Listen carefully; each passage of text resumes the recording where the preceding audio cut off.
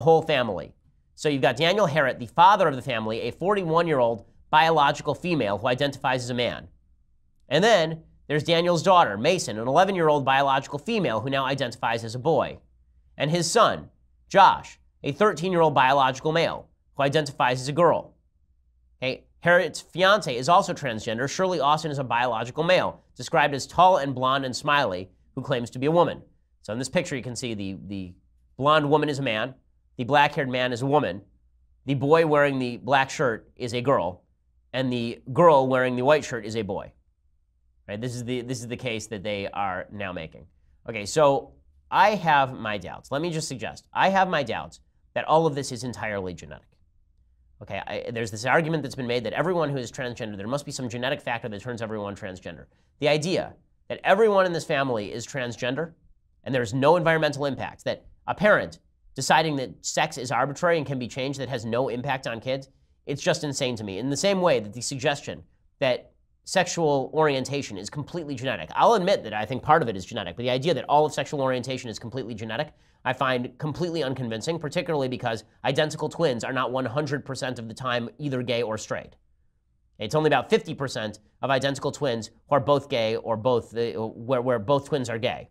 Meaning that very often identical twins who are biologically identical, one twin is gay and one twin is straight. Right? Which means there is an environmental component to this. The point here is that if you have people who are preaching to their children that sex is completely malleable and that a boy can be a girl and a girl can be a boy, this might be confusing to children. And it might be damaging to children because making a child gender dysphoric, having a child, heightening the chances your child is going to suffer from gender identity disorder does not make their life easier. It makes it significantly worse and harder.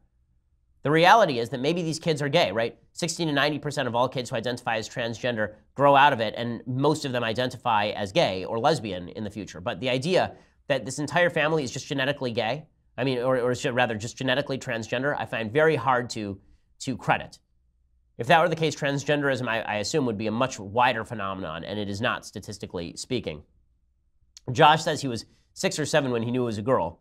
I do wonder at what point Josh found out that his mother was in fact his father.